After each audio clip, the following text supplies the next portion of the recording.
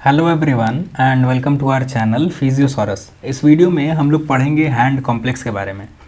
Video को start करने से पहले सबसे पहले तो ये जान लीजिए कि हम लोगों का अप्रोच क्या होगा, किस तरह से पढ़ेंगे, जो आपका एक अंडरस्टैंडिंग होना चाहिए किस तरह से हम लोग इस चैप्टर को डील करेंगे।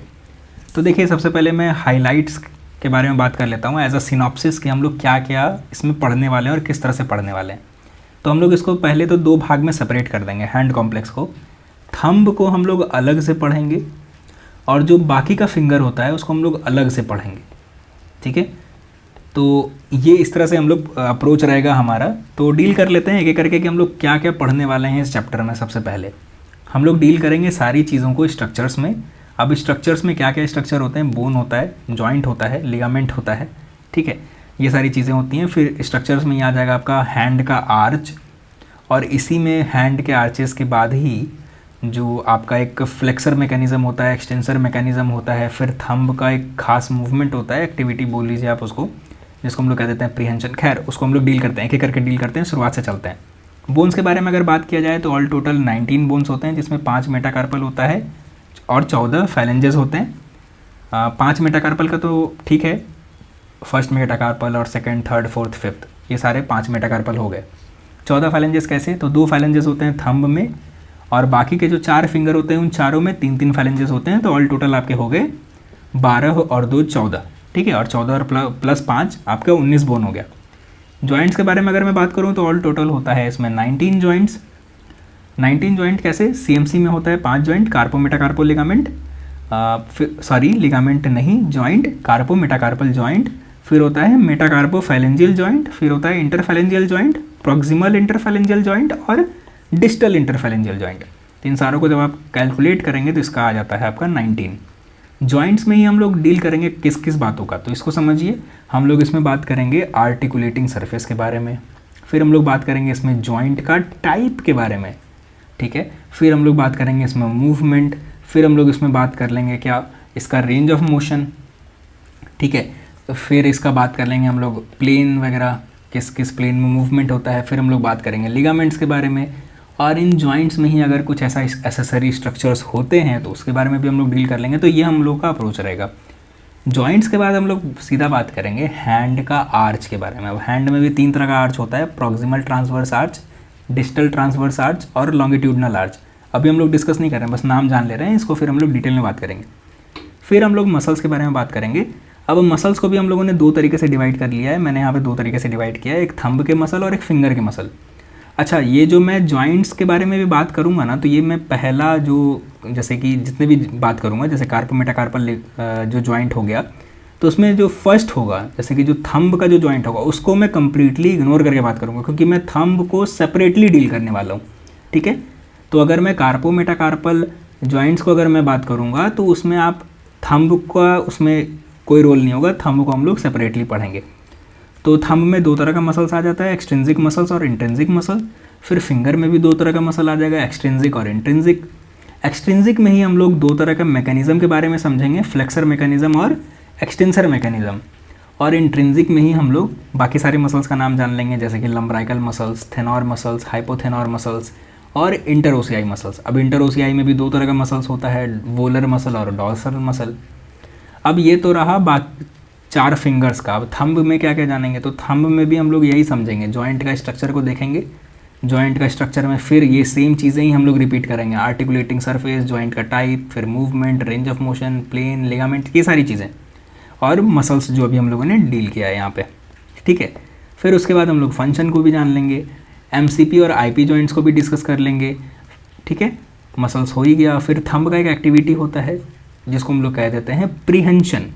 ठीक है, प्रीहेंशन का भी 2 टाइप हो गया, पावर ग्रिप और प्रिसीजन हैंडलिंग। पावर ग्रिप को ही हम लोग कह देते हैं फुल हैंड प्रीहेंशन, और प्रिसीजन हैंडलिंग को ही हम लोग कह देते हैं फिंगर थंब प्रीहेंशन। तो फुल हैंड प्रीहेंशन के बारे में अगर मैं बात करूं तो इसका 4 टाइप होता है, cylindrical grip, hook grip, spherical grip और लेटरल प्रीहेंशन। लेकिन अगर मैं प्रिसीजन हैंडलिंग के बारे में अगर मैं बात करूं तो इसका 3 टाइप होता है, pad to pad, tip to tip और पैड टू साइड। ठीक है, तो ये तो रहा हमारा अप्रोच। अब एक एक करके हम लोग थोड़ा जॉइंट्स को डील करते हुए चले जाते हैं। पहला है carpometacarpal joint of fingers, thumb को भूल जाइए, अभी थंब को हम लोग लास्ट में डील करने वाले हैं। तो इसमें सबसे पहले हम लोग बात कर लेते हैं आर्टिकुलेशन के बारे में। आर्टिकुलेटिंग सरफेस कौन कौन सा है? 2 आर्टिकुलेटिंग सरफेस होगा, कौन सा? डिस्टल कार्पल रो और base of the 2nd to 5th metacarpal. First को मैंने यहाँ पे हटा दिया है। फिर इसको हम लोग और अगर लिखना चाहें प्रॉक्सिमल और डिस्टल कौन कौन सा होगा, तो प्रॉक्सिमल यहाँ पे होता है 4 जो मेटाकार्पल है वो, और जो डिस्टल होगा वो होगा आपका कार्पल बोन। कार्पल बोन में भी कौन कौन सा होगा, इसको अगर स्पेसिफिकली अगर बात करना है तो 2nd मेटाकार्पल में आपका ट्रेपेजॉइड, ट्रपीजियम, कैपिटेट, 3rd में होता है कैपिटेट, 4th में होगा कैपिटेट और हैमेट, और 5th में होगा ओनली एंड ओनली हैमेट। अब क्या है कि जितने भी मेटाकार्पल्स हैं, 5 मेटाकार्पल्स होते हैं, अभी हम लोग 4 के बारे में ही बात कर रहे हैं, ठीक है। तो जितने भी मेटाकार्पल होंगे सभी अपने आजू बाजू के अदर मेटाकार्पल के साथ क्या होता है कि वो आर्टिकुलेटेड होता है, एक्सेप्ट द 2nd वन, ठीक है। तो 2nd वन का क्या है कि वो 3rd से तो आर्टिकुलेटेड होगा लेकिन थंब के साथ नहीं होता है, ओके।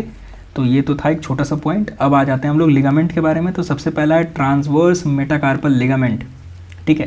तो ट्रांसवर्स मेटाकार्पल लिगामेंट का काम क्या है, तो सबसे पहले ये एक्सेसिव एब्डक्शन ऑफ मेटाकार्पल को रोकता है, ठीक है, ताकि एक्सेस एब्डक्शन ना हो, और साथ ही साथ स्टेबिलिटी प्रोवाइड करता है। लिगामेंट को तो काम ही यही है, ठीक है। अब आ जाते हैं दूसरा लिगामेंट। दूसरा लिगामेंट है आपका ट्रांसवर्स कार्पल लिगामेंट, ओके। इसका काम क्या है, ये बेसिकली एक वोलर कॉन्केविटी फॉर्मेशन करता है जिसको हम लोग कह देते हैं कार्पल आर्च, और इसी कार्पल आर्च में जब कंप्रेशन होता है तो क्या फॉर्म होता है, कार्पल टनल सिंड्रोम, ठीक है। और जो तीसरा जो लिगामेंट है वो है आपका इंटरकार्पल लिगामेंट, ऑलराइट। अब ये जो ट्रांसवर्स कार्पल लिगामेंट है, अगर मैं उसका मीडियल और लेटरल आर्टिकुलेशन के बारे में अगर मैं बात करूं तो वो मीडियल साइड जुड़ा होता है पीसीफॉर्म के साथ और हैमेट के साथ, बट लेटरल साइड में वो जुड़ा होता है स्केफॉइड के साथ और ट्रेपीजियम के साथ। इसे डायग्राम में आपको दिख रहा है इंटरकार्पल लिगामेंट और ट्रांसवर्स कार्पल लिगामेंट। तो इस डायग्राम में एक्चुअली ट्रांसवर्स मेटाकार्पल लिगामेंट नहीं दिया हुआ है, आप चाहें तो उसको गूगल पे देख सकते हैं, ठीक है। तो 3 लिगामेंट्स के बारे में हम लोगों ने तो बात कर लिया। अब अगर मैं बात करूँ इसका रेंज ऑफ मोशन के बारे में, तो इसका जो रेंज ऑफ मोशन होता है ये मूव करता है आपका radial to the ulnar side, okay. So range of motion is from the radial side to the ulnar side. Joint का टाइप क्या है, तो 2nd, 3rd और 4th जो है उसका जो जॉइंट का टाइप है वो होता है प्लेन साइनोवियल, और उसका जो डिग्री ऑफ फ्रीडम होता है वो 1 होता है।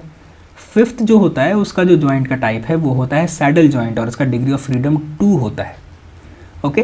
तो अगर मैं बात करूँ 2nd, 3rd और 4th में कौन कौन सा मूवमेंट होता है, तो बेसिकली फ्लेक्शन और एक्सटेंशन ही होता है। अब यहाँ पे थोड़ा लोचा ये है इसके साथ कि प्रैक्टिकली जब आप देखेंगे तो 2nd और 3rd और 4th में मूवमेंट तो हो रहा है, ठीक है, लेकिन स्ट्रक्चरली ये इमोबाइल है, ठीक है, स्ट्रक्चरली ये पॉसिबल नहीं है, तो इसलिए यहाँ पे डिग्री ऑफ फ्रीडम 0 माना जाता है, ओके।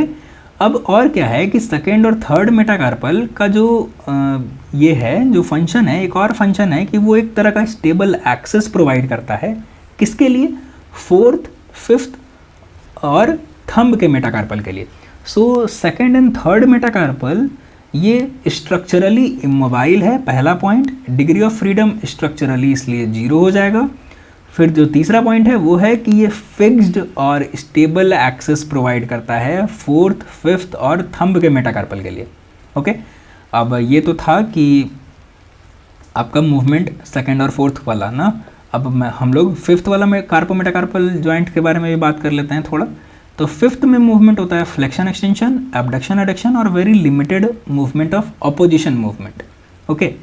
अब क्या है कि जो 4th और 5th जो मेटाकार्पल होता है ना, ये रिंग फिंगर और लिटिल फिंगर को फैसिलिटेट भी करता है।